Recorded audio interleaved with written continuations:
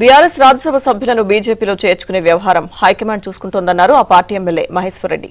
తమతో బీఆర్ఎస్ ఎమ్మెల్యేలు టచ్ లో ఉన్నారని చెప్పారు. ఉప ఎన్నికకు సిద్ధంగా ఉంటే బీఆర్ఎస్ ఎమ్మెల్యేలను బీజేపీలో చేర్చుకుంటామన్నారు. బీఆర్ఎస్ ఎమ్మెల్యేలు పదవికి రాజీనామా చేస్తేనే బీజేపీలో చేర్చుకుంటామని వెల్లడించారు.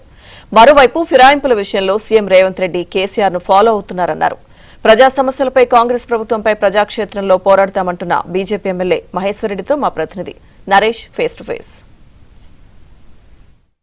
కాంగ్రెస్ ప్రభుత్వం మీద పోరాటానికి బీజేపీ సిద్ధమవుతుంది. కార్యవర్గ సమావేశాల్లో కొన్ని రాజకీయ తీర్మానాలను కూడా ఆమోదించిన పరిస్థితి. మనతో పాటు బీజేపీ ఎల్పీ నేత హైలైట్ మహేశ్వర్ రెడ్డి ప్రధానంగా ఈ రోజు సమావేశంలో ఎలాంటి నిర్ణయాలు తీసుకున్నారు? ముఖ్యంగా తెలంగాణ రాష్ట్రంలో అనతి కాలంలోనే 7 నెలలను పూర్తిగా వైఫల్యం చెందినటువంటి కాంగ్రెస్ పార్టీ ఇచ్చిన హామీలు నెరవేర్చక ముఖ్యంగా అవినీతిమయమైపోయి చీకటి ఒప్పందాలతోటి చీకటి జీవులతోటి రాష్ట్రం అల్లకొల్లంగా ఉన్నటువంటి పరిస్థితి. తెలంగాణ రాష్ట్రంలో ఏ ఆశలతో తెలంగాణ రాష్ట్రాన్ని తెచ్చుకున్నామో ఆశయాలు నెరవేర్చాలంటే అది భారతీయ జనతా పార్టీ సాధ్యమవుతుందన్న విశ్వాసం ప్రజల్లో కలుగుతున్న సందర్భంలోనే మొన్న అత్యధికంగా 8 పార్లమెంట్ సీట్లు ప్రభుత్వానికి సమానంగా గెలిపించినటువంటి సందర్భం మనం చూసాం. కాబట్టి ఈరోజు మరి పూర్తిగా కాంగ్రెస్ పార్టీ వైఫల్యాలని ఇచ్చినటువంటి మరి మేనిఫెస్టోలో ఇచ్చినటువంటి హామీల్ని ఎందుకు నెరవేర్చలేదు? మహిళలకు ఇస్తామని చెప్పిన 2,500 రూపాయలు కానీ, మహిళలకు మీరు కళ్యాణ లక్ష్మి పేరు మీద ఇస్తామన్నటువంటి మరి తులం బంగారం కానీ, మీరు రైతులకు ఇస్తామని చెప్పినటువంటి రైతు భరోసా కానివ్వండి, రైతు రుణమాఫీ కానివ్వండి, 500 రూపాయల బోనస్ వడ్ల విషయంలో కానివ్వండి, ఏ అంశం తీసుకున్నా కూడా ఈరోజు తెలంగాణ రాష్ట్రం పూర్తిగా వైఫల్యం చెంది ఇచ్చిన మాటలు నెరవేర్చలేని పరిస్థితులు ఉన్న కారణంగా మేము అవన్నీ ఎండగట్టాలని, ప్రజాక్షేత్రంలోకి వెళ్ళాలని, మరి అదే మాదిరిగా రేపు లోకల్ బాడీ ఎన్నికలు ఎప్పుడు పెడితే అప్పుడు సంస్థాగతంగా మేము స్ట్రెంథన్ కావడానికి కార్యాచరణ చేసుకోవాలనేది మా తీర్మానం. అసెంబ్లీ సమావేశాలు కూడా 24 నుంచి ప్రారంభం కాబోతున్నాయి. ఈరోజు మీరు ఒక మీటింగ్ కూడా బీజేపీకి సంబంధించి ఏర్పాటు చేస్తున్నారు. అసెంబ్లీలో కూడా ఏ అంశాలను లేవనెత్తుకుంటున్నారు?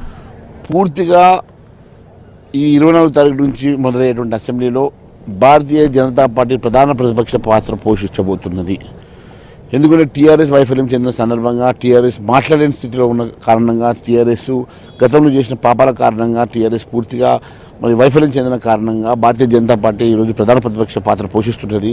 ప్రధానంగా మేము ఈ రాష్ట్ర ప్రభుత్వం తీసుకునేటువంటి ప్రజా వ్యతిరేక విధానాలను ఎండగడుతూ ప్రజలకు ఇచ్చినటువంటి హామీలను ఎందుకు నెరవేర్స్తలేరు అనే విషయంలో బడ్జెట్ అలొకేషన్స్ ఏ రకంగా మీరు ఇస్తున్నారు, మరి బడ్జెట్ అలొకేషన్ ఏ రకంగా మ్యాచ్ చేస్తారు, మరి అబద్ధపు వాగ్దానం ఎందుకు చేశారు, మరి అబద్ధ వాగ్దానాలతోటి రాష్ట్ర ప్రజానీకాన్ని ఎందుకు మోసం చేశారు? ఈరోజు మీరు గద్దెనెక్కినటువంటి కుర్చీ అబద్ధాల పునాదుల మీద మరి నిర్మాణమైనటువంటి కుర్చీయే కదా.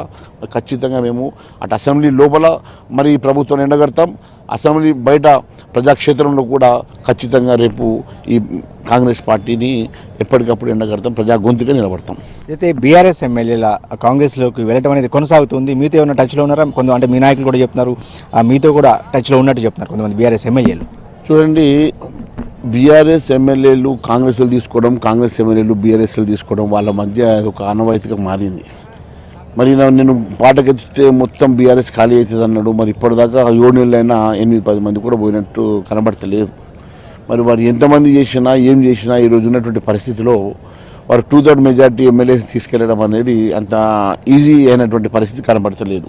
మరి 2/3 మెజార్టీ రానప్పుడు ఆ ఎమ్మెల్యేస్ తోటి వారు ఏ రకమైనటువంటి నిర్ణయం తీయిస్తారు? మరి రాజీనామా చేయించి మరి మళ్ళీ ఎన్నికలకు వెళ్తారా, లేకుంటే రేపు మరి కోర్టు ఇంటర్ఫియర్ అయిపోయి మరి ఏమైనా వర్డిక్ట్ ఇచ్చేసి మరి బై ఎలక్షన్స్ వస్తాయా? వేచి చూడాల్సినటువంటి పరిస్థితి ఉన్నది. భారతీయ జనతా పార్టీ వైపు కూడా చాలామంది మాతో టచ్ ఉన్నమాట వాస్తవమే. కానీ భారతీయ జనతా పార్టీ గతంలో ఒక సిద్ధాంతం ప్రకారం గతంలో ఎవరైతే మా దగ్గరకు వచ్చినారో రాజీనామా చేసి మళ్ళీ ఎన్నికల బరిలోకి వెళ్ళినటువంటి ఈటల రాజేందర్ గారు కానీ, లేకుంటే గతంలో మన కోమటిరెడ్డి రాజగోపాల్ రెడ్డి గారు కానీ చేయడం వలన కొంతమంది ఎమ్మెల్యేలు మళ్ళీ రాజీనామా చేయాల్సి వస్తుందేమని బహుశా మరి ఆలోచిస్తున్నారేమో తెలియదు. కానీ మేము అలాంటి ఎప్పుడు కూడా వేరే పార్టీలో గెలిచినటువంటి ఎమ్మెల్యేలు చేర్చుకోవాలన్న అంశం కన్నా సంస్థాగతంగా మేము ఎట్లా స్ట్రెంథన్ కావాలా, సంస్థాగతంగా రేపు లోకల్ బాడీస్లో మేము ఎట్లా మేము గెలుచుకొని మరి స్థానికంగా గ్రాస్ రూట్ నుంచి పోల్ మేనేజ్మెంట్ మా దగ్గర ఎట్లయితే బూత్ కమిటీస్ ఉన్నాయో అక్కడ నుంచి మేము స్ట్రెంథన్ చేసుకోవాలనే ఆలోచనతోటే మేము ముందుకు వెళ్తున్నాం. వీడియో జర్నలిస్ట్ పవన్తో నరేష్ అలంశెట్టి, ఏబిఎన్ ఆంధ్రజ్యోతి, హైదరాబాద్.